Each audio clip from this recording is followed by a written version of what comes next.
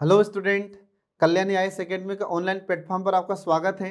मैं हूं लखन दाइमा, आपको एमपीजीके पढ़ा रहा हूं। एमपीजीके बहुत ही इंपॉर्टेंट सब्जेक्ट है फ्रेंड्स, जो हमारी एमपीपीएससी प्रीलिम्स और मेंस की दृष्टि से इंपॉर्टेंट है। एग्जाम में, प्री एग्जाम में और हमारी मेंस एग्जाम में से बहुत क्वेश्चन पूछे जाते हैं। ठीक है, तो आज हम इसमें मध्य प्रदेश का टॉपिक पढ़ेंगे, जनजाति का। तो एमपीजीके में आज हम जो टॉपिक होगा हमारा वो होगा जनजाति का फ्रेंड्स। तो पिछले सेशन में हमने जनजातियों का आधा भाग करवाया था। अब जो आधा पार्ट बचा है वो आज हम इसको पूरा करेंगे। ठीक है, चलिए इसमें शुरू करते हैं भारिया को। तो आपको हमने बताया था कि हमारे मध्य प्रदेश में कुछ पिछड़ी जनजातियां हैं, तो पिछड़ी जनजातियों में यह भी है भारिया।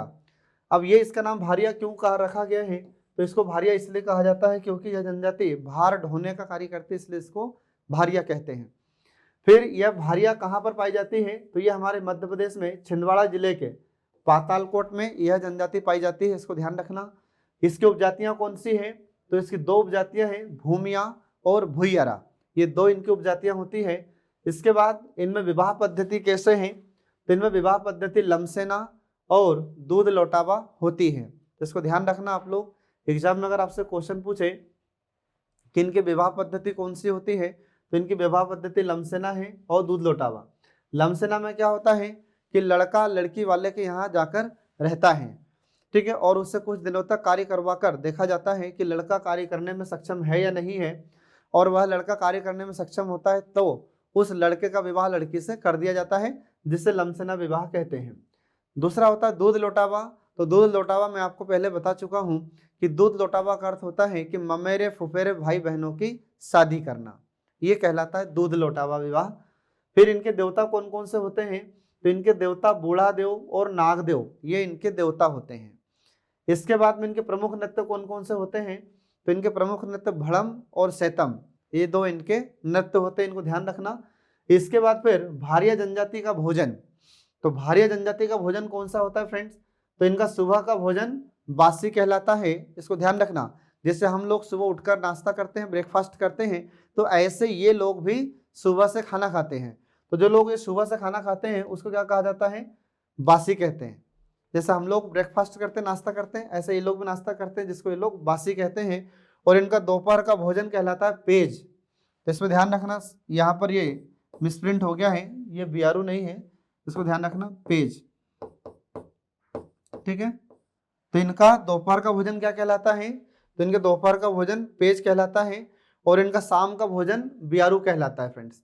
तो इसमें आपको याद रखना है, एग्जाम में आपसे क्वेश्चन पूछा जाता है कि इनके दोपहर के भोजन को क्या कहते हैं, सुबह के भोजन को क्या कहते हैं, और शाम के भोजन को क्या कहा जाता है। तो इसको आप लोग याद रखना।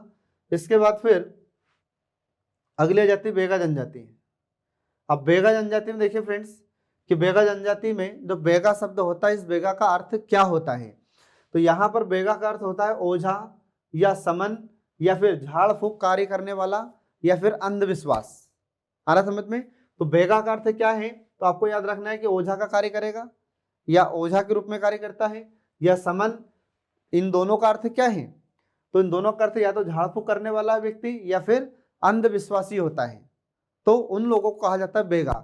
मतलब यह जनजाति अंधविश्वासी जनजाति होती है, अंधविश्वास इन लोगों में होता है बहुत ज्यादा।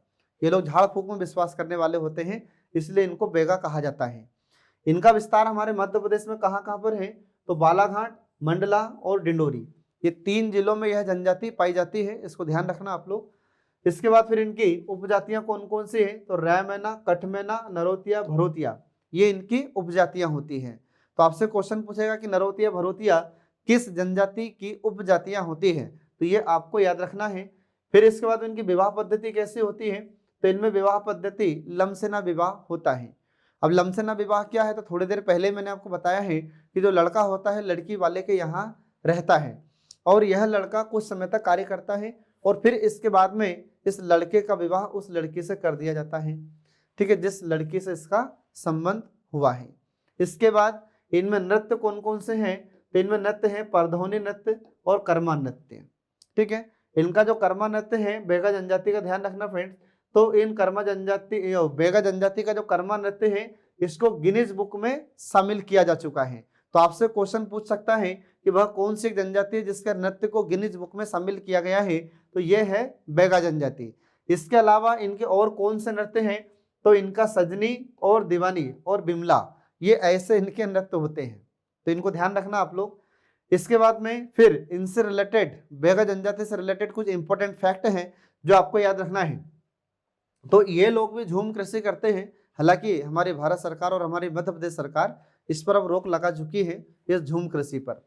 तो ये लोग जो शिफ्टिंग एग्रीकल्चर करते हैं, स्थानांतरित कृषि करते हैं, झूम कृषि करते हैं, इसको ये लोग क्या कहते हैं, तो इसको ये लोग दाहिया कहते हैं या बेवार कहते हैं, बेवर या बेवार, ये झूम कृषि को कहा जाता है। तो आपसे क्वेश्चन पूछ सकता है कि जो बैगा जनजाति होती है, ये लोग जो झूम कृषि करते हैं उसको क्या कहते हैं लोग, तो उसको ये लोग दाहिया कहते हैं या फिर बेवर कहते हैं।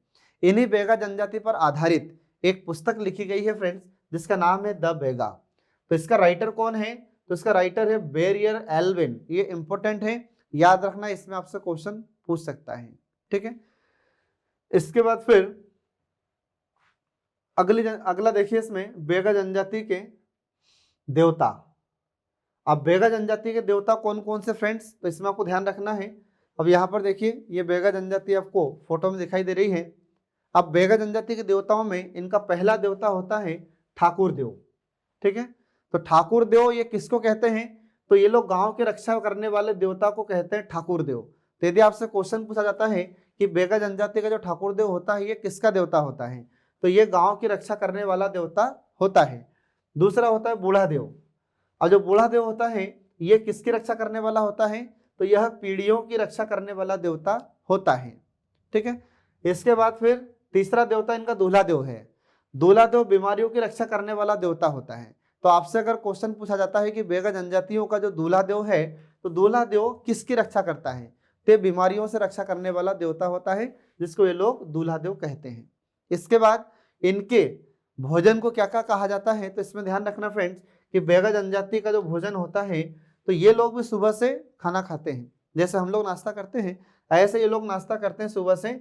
तो उसको ये लोग क्या कहते हैं, सुबह के भोजन को, तो सुबह के भोजन को बासी कहा जाता है, और इनके दोपहर के भोजन को पेज कहा जाता है।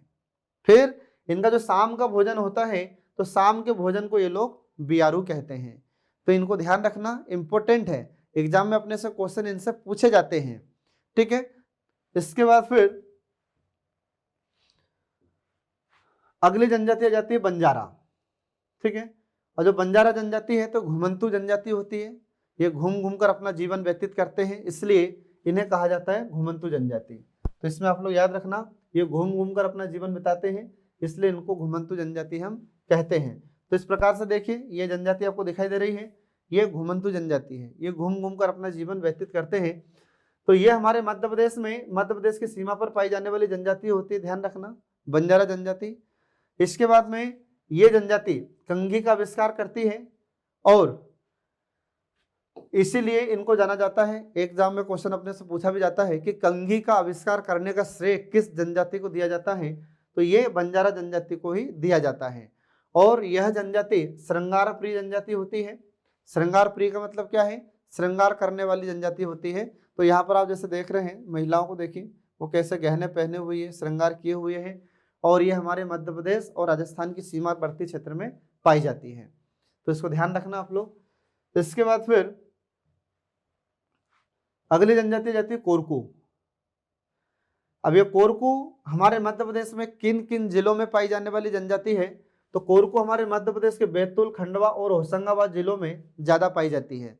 हमारे मध्य प्रदेश में सबसे ज्यादा कोरकू ये बैतूल जिले में पाए जाते हैं। एग्जाम में अपने से क्वेश्चन भी पूछा जा चुका है कि मध्य प्रदेश में कोरकू जनजाति सर्वाधिक किस जिले में पाई जाती है, तो ये है अपना बैतूल जिला, इसको ध्यान रखना आप लोग। फिर कोरकू जनजाति का वर्गीकरण देखिए फ्रेंड्स, तो कोरकू जनजाति का वर्गीकरण मतलब अलग अलग ये कोरकू होते हैं, मतलब इनकी उपजातियां। तो इनकी उपजातियों में अपन देखते हैं जैसे राज कोरकू, पाथरिया कोरकू और मोबासी कोरकू, ये 3 प्रकार के कोरकू होते हैं। तो पहला है राज कोरकू। राज कोरकू किसे कहा जाता है, तो जिनके पास रुपया पैसा बहुत होता है, धनाढ्य वर्ग होता है, उस कोरकू को कहा जाता है राज कोरकू। तो आपसे क्वेश्चन पूछेगा कि राज कोरकू का अर्थ क्या है, तो राज कोरकू का अर्थ होता है कि जो धनाढ्य होता है, जिनके पास रुपया पैसा अधिक होता है, ऐसे कोरकू को कहा जाता है राज कोरकू, ठीक है। दूसरा होता है पाथरिया कोरकू। तो पाथरिया कोरकू उस कोरकू को कहा जाता है जो मजदूर होता है। तो जो मजदूर वर्ग होता है उसी को कहा जाता है पाथरिया कोरकू, उसको ध्यान रखना। फिर इसका तो मोवासी कोरकू, ये अपराधी करने वाले लोग होते हैं या जो अपराध करते हैं, तो अपराध करने वाले को कहा जाता है अपराधी। तो यह कोरकू कैसा होता है, ये अपराधी वर्ग का होता है, अपराध करने वाला होता है, जिसको कहा जाता है मोवासी कोरकू। ठीक है, ये आप लोग याद रखना। इनमें एक नृत्य होता है जिसे चटकोरा कहा जाता है। तो आपसे क्वेश्चन पूछेगा कि चटकोरा नृत्य कौन सी जनजाति का है, तो ये कोरकू का है फ्रेंड्स, याद रखना, एग्जाम में से क्वेश्चन पूछा जा चुका है कि चटकोरा कौन सी जनजाति का नृत्य है, तो ये है कोरकू का। इसके बाद फिर इनके देवता कौन कौन से होते हैं, तो इनके देवता होते हैं मेघनाद और चंद्रमा। ठीक है, तो यहाँ पर आप देखिए फोटो पूरी दिख रही है, ये कोरकू जनजाति है।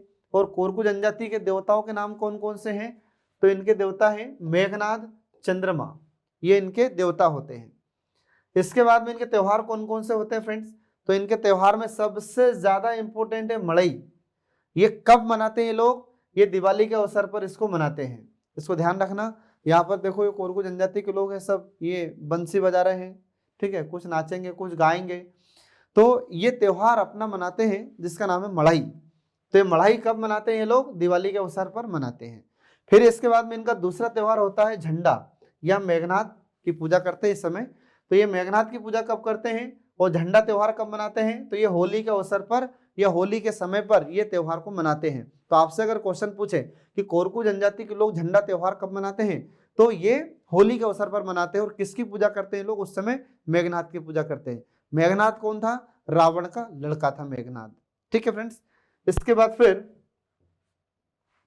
अगला जाता है पारधी। ठीक है, अब ये पारधी जनजाति हमारे मध्य प्रदेश में कहां कहां पर रहती है, तो हमारे मध्य प्रदेश में रायसेन और भोपाल, इन जिलों में यह जनजाति निवास करती है। इसके बाद फिर यह जनजाति बादशाह अकबर के समय शिकारी जनजाति थी, मतलब ये शिकार करने वाले लोग हुआ करते थे। किसके समय में, अपने भारत का अकबर जो बादशाह था, तो बादशाह अकबर के समय पर ये लोग शिकार करने का कार्य किया करते थे। इसके बाद में ये पारधी जनजाति के लोग बैल पर बैठकर घूमते हैं। तो जो पारधी बैल पर बैठकर घूमता है उसको बैल पारधी कहते हैं। और कुछ लोग तेल का काम करते हैं, तेल बेचने का काम करते हैं, तो उसे सीसी का तेल पारधी कहते हैं। ऐसे इनकी अलग अलग उपजातियां होती है। तो सीसी का तेल पारधी और बैल पारधी, ये पारधी की उपजातियां होती है। इसके बाद फिर पनिका, यह जनजाति हमारे मध्य प्रदेश में अनूपपुर, शहडोल और उमरिया जिले में पाई जाती है। यह जनजाति कबीरपंथी जनजाति होती, ध्यान रखना। अब एक नया शब्द आ गया फ्रेंड्स, कबीरपंथी। तो ये कबीरपंथी का अर्थ क्या है, तो कबीरपंथी का अर्थ होता है कि जो कबीर पंथ वाले लोग होते हैं, मतलब कि बहुत पुराने समय से चली आ रही है जनजाति है। तो जो लोग कबीरदास के समर्थक थे, जो कबीरदास के फॉलोवर्स थे, समर्थक थे, वही लोग बाद में क्या कहलाए, कबीरपंथी लोग कहलाए। तो यही जनजाति है कबीरपंथी। तो कई लोगों के नाम के अंत में आपने देखा होगा लिखा हुआ कि वो लोग लिखते हैं कबीरपंथी, जैसे नाम लिखा और नाम के अंत में लिखा रहता है कबीरपंथी, जैसे हम लोग सरनेम लिखते हैं कि नहीं, तो ऐसे कुछ लोग सरनेम की जगह कबीरपंथी लिखते हैं। तो कबीरपंथी का मतलब क्या है कि जो कबीरदास जी के समर्थक थे, जिन्होंने कबीरदास जी का समर्थन किया था, वही लोग आगे चलकर क्या कहलाए, कबीरपंथी कहलाए। तो ये लोग कबीरपंथी जनजाति होती है, ध्यान रखना। और ये कपड़े बुनने का काम करते हैं। इसके बाद में उरांव जनजाति, तो ये उरांव जनजाति हमारे मध्य प्रदेश में और छत्तीसगढ़ में पाई जाती है। हमारे मध्य प्रदेश छत्तीसगढ़ की सीमा पर पाई जाने वाली जनजाति है ये। और इनका एक प्रमुख नृत्य होता है जिसका नाम है सरहुल। तो आपसे क्वेश्चन पूछ सकता है कि सरहुल किसका नृत्य है, तो ये उरांव जनजाति का है। ठीक है, इसके बाद फिर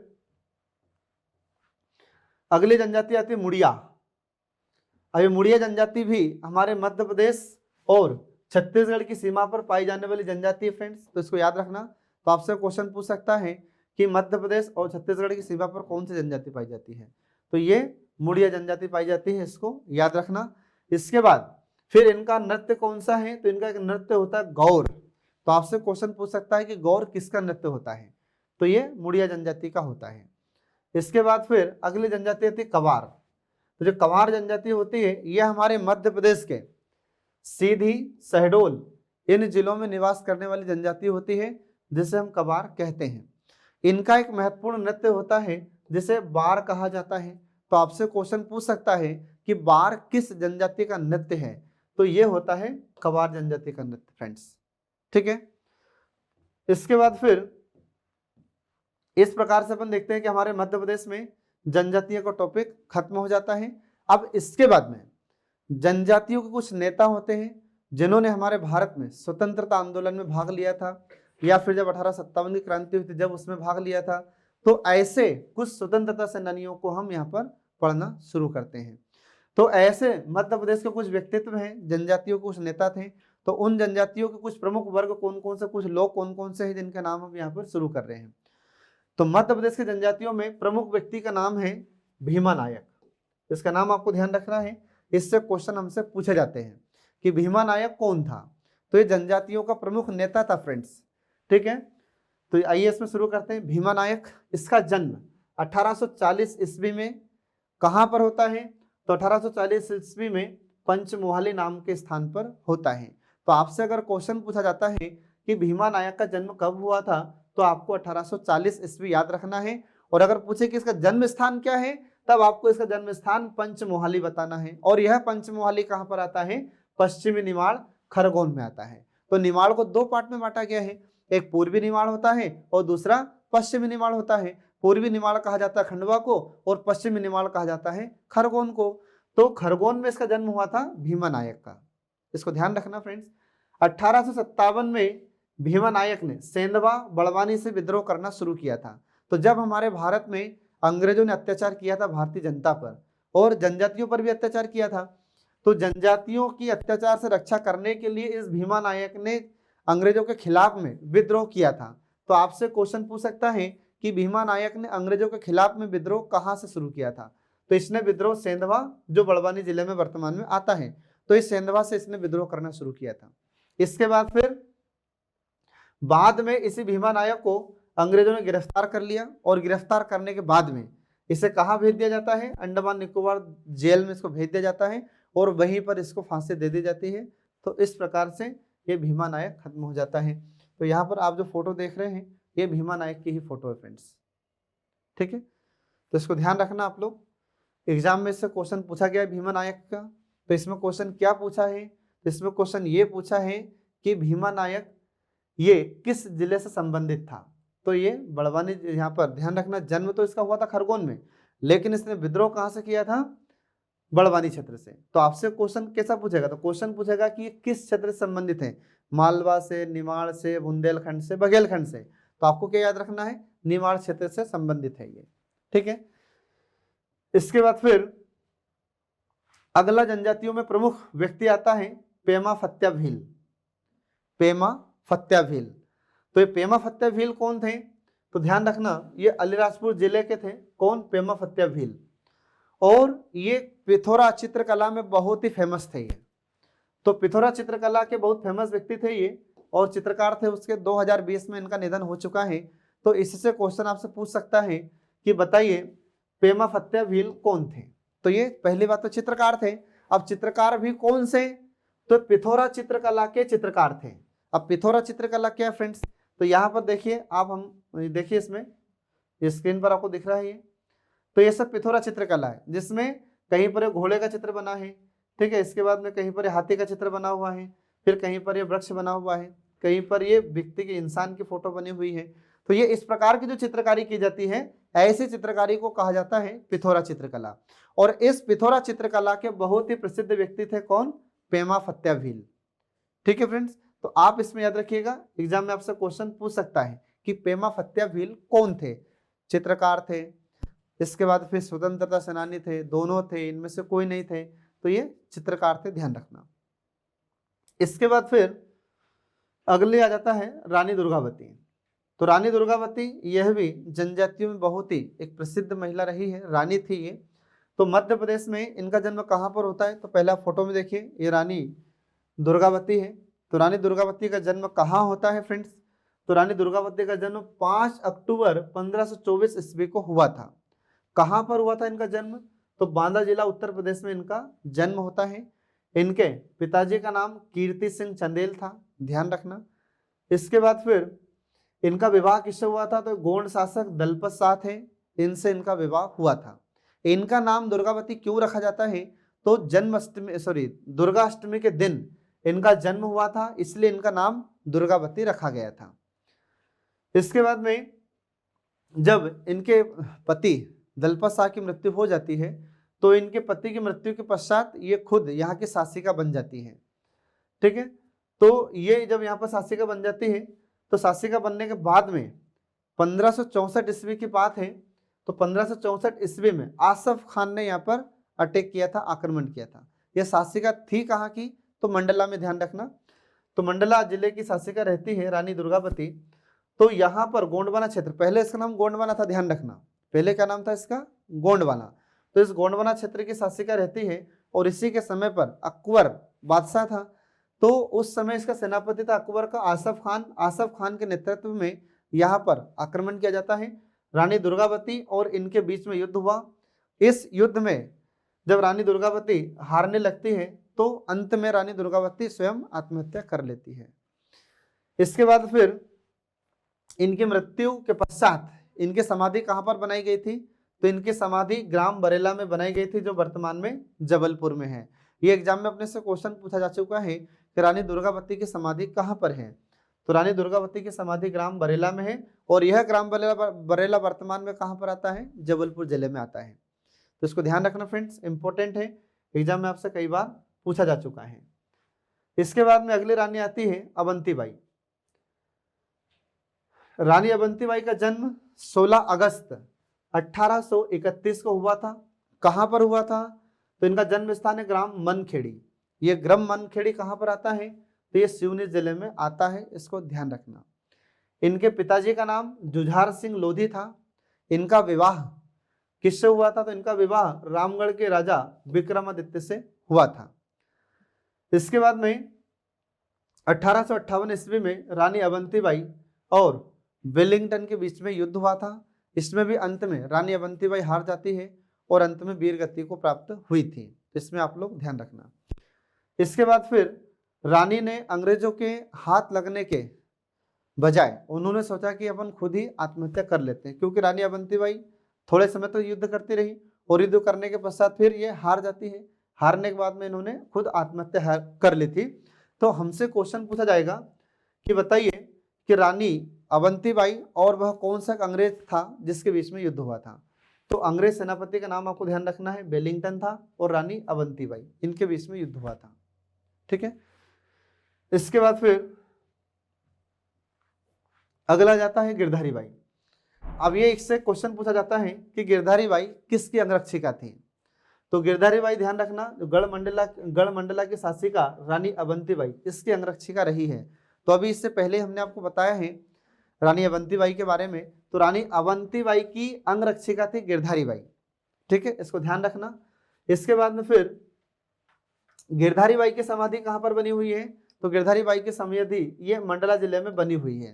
तो इसको ध्यान रखना, आपसे क्वेश्चन पूछ सकता है कि गिरधारी बाई ये किसकी अंगरक्षिका है? तो रानी अवंतीबाई की। कहाँ पर इनकी समाधि बनी हुई है? तो ये मंडला जिले में बनी हुई है। ठीक है, इसके बाद फिर अगले आ जाते हैं जोधैया बाई। अब ये जोधैया बाई कौन है? तो जोधैया बाई ये उमरिया जिले से संबंधित है, बेगा जनजाति की महिला है, इसको ध्यान रखना। और ये चित्रकला के लिए जानी जाती है। तो आपसे क्वेश्चन पूछेगा कि जोधैया बाई ये कौन थी? तो ये चित्रकला थी, ध्यान रखना, ये चित्रकला का इनको बहुत ज्ञान था और चित्रकला में प्रसिद्ध थी ये। पर थी कौन सी? आदिवासी महिला थी, ध्यान रखना आप लोग। और कौन से जिले से संबंधित थी? उमरिया जिले से संबंधित थी ये। फिर इसके बाद में झलकारी बाई। झलकारी बाई ये कहाँ की थी? तो ध्यान रखना, इनका जन्म झांसी के पास एक भोजला नामक गांव था। तो भोजला नामक गांव में इनका जन्म हुआ था, किसका? झलकारी बाई का। और यह झलकारी बाई किसकी अंगरक्षिका थी? तो झलकारी बाई रानी लक्ष्मीबाई की अंगरक्षिका थी, जो हमसे एमपीपीएससी प्रीलिम्स में क्वेश्चन पूछा जा चुका है और भी कई बार इसको पूछा जा चुका है कि रानी लक्ष्मीबाई की अंगरक्षिका का नाम क्या था? तो रानी लक्ष्मीबाई की अंगरक्षिका का नाम है झलकारी बाई और गिरधारी बाई किसकी अंगरक्षिका है? अवंतीबाई की। तो इसको ध्यान रखना आप लोग। फिर झलकारी बाई भी युद्ध में वीर गति को प्राप्त होती है रानी लक्ष्मीबाई के साथ में। और इनकी 14 फीट की प्रतिमा हमारे मध्य प्रदेश के भोपाल में 2017 में स्थापित की गई है। तो आपसे अगर क्वेश्चन पूछा जाता है कि हमारे मध्य प्रदेश के किस शहर में या कहां पर झलकारी बाई की एक प्रतिमा स्थापित की गई है, तो ये भोपाल में स्थापित की गई फ्रेंड्स, इसको ध्यान रखना। कब स्थापित की गई है? 2017 में। ठीक है, अगला देखिए इसमें खाज्या नायक। अब खाज्या नायक यहाँ पर देखिए फोटो फ्रेंड्स, ये भी जनजातियों के काफी प्रमुख नेता थे, प्रसिद्ध नेता थे खाज्या नायक।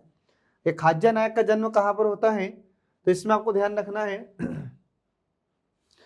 तो खाज्या नायक का जन्म 1830 ईस्वी में निवाड़ में हुआ था। तो आपसे अगर क्वेश्चन पूछा जाता है कि खाज्या नायक का जन्म कहाँ होता है, तो निवाड़ में।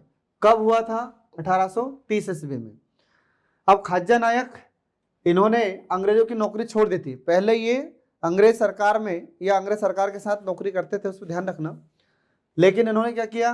तो इन्होंने अंग्रेज सरकार की नौकरी छोड़ दी। क्यों छोड़ दी थी? तो जब इन्होंने देखा कि अंग्रेज सरकार जनजातियों पर, हमारे भारतीयों पर अत्याचार करती है, तो फिर इन्होंने ये नौकरी छोड़ दी। खाज्या नायक और भीमा नायक, इनकी जोड़ी फेमस रही है, ध्यान रखना, जिन्होंने 1857 में स्वतंत्रता संग्राम में भाग लिया था, दोनों ने ही, तो इनको याद रखना। इसके बाद फिर क्या हुआ कि कुछ समय के बाद ही खाज्या नायक को कर्नल आउट्रम इन्होंने गिरफ्तार कर लिया और कुछ समय के बाद फिर इनकी हत्या करवा दी। तो आपसे अगर क्वेश्चन पूछे कि खाज्या नायक को किसने बंदी बनाया था, किसने गिरफ्तार किया था, तो इसका नाम आपको ध्यान रखना, कर्नल आउट्रम। ठीक है फ्रेंड्स, इसके बाद फिर आगे देखिए इसमें टंट्या भील। अब टंट्या भील की यहाँ पर फोटो देख रहे हैं आप, ये है टंट्या भील, जिनको टंट्या मामा भी कहा जाता है, जननायक कहा जाता है, इन्हीं को रॉबिन हुड भी कहा जाता है। इन इतने नामों से इनको जाना जाता है और इन्हीं को बाबा भांड भी कहते, ध्यान रखना, किसको? टंट्या भील को। तो टंट्या भील का जन्म 1842 ईस्वी में पश्चिमी निमाड़ में हुआ था, खरगोन में, तो इनको ध्यान रखना। इसके बाद फिर टंट्या भील का अंग्रेजों द्वारा 1888 में इनको फांसी दे दी जाती है। तो अगर आपने से क्वेश्चन पूछा जाता है कि टंट्या भील को अंग्रेजों ने फांसी कब दी थी, तो ये 1888 में दी थी। ये जनजातियों के लिए कल्याणकारी काम करते थे। ठीक है, तो इनको टंट्या मामा की उपाधि जनजातियों ने क्यों दी थी? क्योंकि जो गरीब वर्ग के लोग होते थे उनकी ये सहायता करते थे। जैसे अंग्रेजों के पास जो संपत्ति होती थी, तो ये अंग्रेजों से संपत्ति छुड़ाकर गरीबों में बांट देते थे, जनजातियों में बांट देते थे। इसलिए टंट्या भील को टंट्या मामा के नाम से भी जाना जाता है, उनको जननायक के नाम से भी जाना जाता है। तो इनको आदिवासियों का रॉबिन हुड भी कहा जाता है, ध्यान रखना, किसको? टंट्या भील को। इसके बाद में इनकी समाधि कहाँ पर बनी हुई है? तो इनकी समाधि मध्य प्रदेश के इंदौर में पाताल पानी में इनकी समाधि बनी हुई है, इनको ध्यान रखना आप लोग। इसके बाद फिर अगला आ जाता है अमृतलाल विट्ठल दास ठक्कर। तो अमृतलाल विट्ठल दास ठक्कर ये कौन थे? तो इनको आदिवासियों का मसीहा कहा जाता है। जैसे डॉक्टर भीमराव अंबेडकर को अनुसूचित जाति का मसीहा कहा जाता है, ऐसे इनको भी अमृतलाल विट्ठल दास ठक्कर को आदिवासियों का मसीहा कहा जाता है। इन्हीं को ठक्कर बापा के नाम से भी जाना जाता है, तो इनको ध्यान रखना। तो ये रहने वाले कहाँ के थे? वैसे तो रहने वाले गुजरात के थे, भावनगर में, तो इनको ध्यान रखना। और इनको आदिवासियों का मसीहा कहा जाता है क्योंकि इन्होंने आदिवासियों के कल्याण के लिए बहुत सारे कार्य करवाए थे, इसलिए इनको आदिवासियों का मसीहा कहा जाता है। इसके बाद में इन्होंने जनजातियों के उत्थान के लिए, उनके विकास के लिए बहुत सारे काम किए थे। किसने? इस ठक्कर बापा ने। तो अमृतलाल विट्ठल दास ठक्कर को ठक्कर बापा कहा जाता है क्योंकि इन्होंने जनजातियों के विकास के लिए, उनके उत्थान के लिए बहुत सारे काम किए थे, इसलिए इनको कहा जाता है।